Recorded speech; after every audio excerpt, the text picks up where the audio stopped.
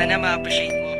Kahit malayo ka na sa akin, pangako ikaw pa rin ang siyang mamahalin. One day lang ako ay magpunta sa aming probinsya para magbakasyon kasama ang aking pamilya. Dahil sa wala akong kasama at makakausap, nang hingi ako sa pinsan ko na pwedeng makausap. Binigay niya ang number ng matalik niyang kaibigan at sinimulang i-text ka at makipagkaibigan. At unti-unting nahulog na ako sa iyo. Hindi ko maipaliwanag ang nadarama sa'yo, kaya ako ay nagpasya. Naligawan ka na kahit di pa tayo nagkikita. Para bang ako'y naakit. 14 ng Abril 2009, ako ay iyong sinagot, kaya labis ang kasiyahan. Gusto na kitang makita, gusto na kitang yakapin, ngunit di ko magawa dahil malayo ka pa sa'kin. At ang sabi mo sa akin, darating din tayo dyan. Maghihintay ako, mahal, wag mo lamang akong iiwan.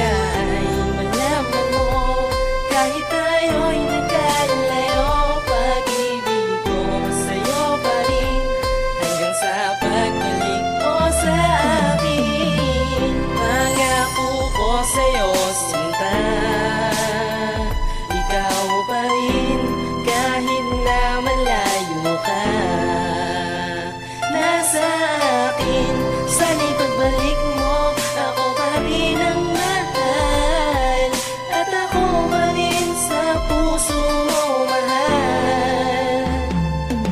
Mag-iisang taon na nga, hindi pa rin tayo nagkikita. Ang tanging na komunikasyon, tawagan na text lang ang pinapagana. At kung minsan sa Friendster lang tayo nagkakausap, ginagawa natin ito kahit medyo mahirap ang takbo ng relasyon. Bakit ganito ang sitwasyon? Sana habang tumatagal, tumitibay ang pundasyon. At isang araw, bigla na lang tayo nawala ng communication. 2 linggo hindi tayo nagkausap sa cellphone. Ngunit nang isang araw, naglaging ako sa Friendster, nakita ko ang gallery mo na meron ka ng ka-together. At masakit, nandi man lang tayo nag-break. In-exchange mo puso ko, kaya damdamin ko na hurt. At hindi sinasadya na nakapaghanap ako ng iba. And after 4 months, hindi ko inaasahan na makakapag-usap tayong dalawa. Mag-comment ako sa FB, sinanong ko kung may BF ka pa ba. Sinabi mo sa'kin, sinakta ka niya, iniwanan ka lang na mag-isa habang ikaw ay lumuluha. At tinanong ko sa iyo kung pwede pa ba tayo. Sumagot ka sa'kin, tinanong kung ako'y seryoso. Sinabi ko sa'yo at ako ay umoo. Pwede bang magkabalikan na nga muli tayo? Ang sinambit mo, sige na nga tayo na nga uli,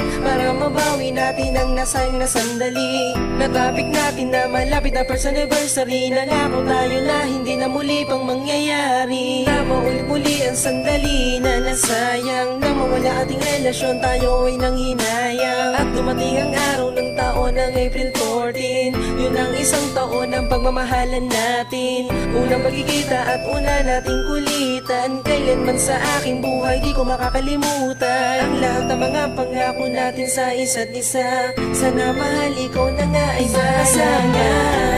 Alaman mo, kahit tayo'y nagkalayo, pag-ibig ko sa'yo pa rin, hanggang sa pagbalik mo sa akin. Pangako ko sa'yo, sinta, ikaw pa rin, kahit na malayo ka. Nasa akin, sana'y pagbalik mo, ako pa rin ang mahal, at ako pa rin sa puso mo mahal. Isang araw nang sinabi mo sa akin na aalis ka na at ako'y lilisanin, nagulat ako kasi hindi ko inasahan na ikaw na nga sa akin ay magpapaalam. Aayos ka na at pupunta ng Italy, di ko inasahan na yan ay mangyayari.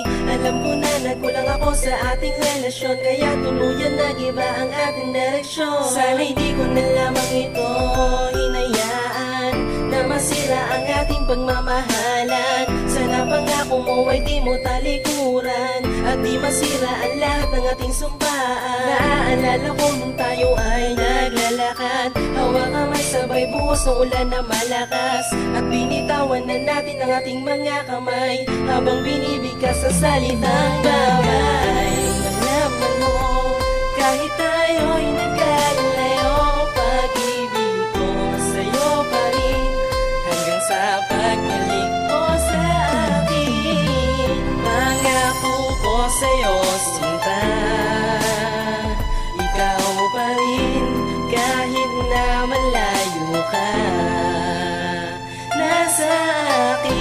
sana'y pagbalik mo, ako pa rin ang mahal, at ako pa rin sa puso mo mahal.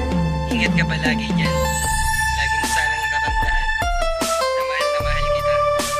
Sana muli na kitang makasama. Miss na kita. Salamat sa lahat. Ingat. Pangako ko sa'yo, sinta, ikaw pa rin kahit na malayo ka. Nasa akin, sana'y pagbalik mo, ako pa rin ang mahal, at ako pa rin sa puso mo mahal.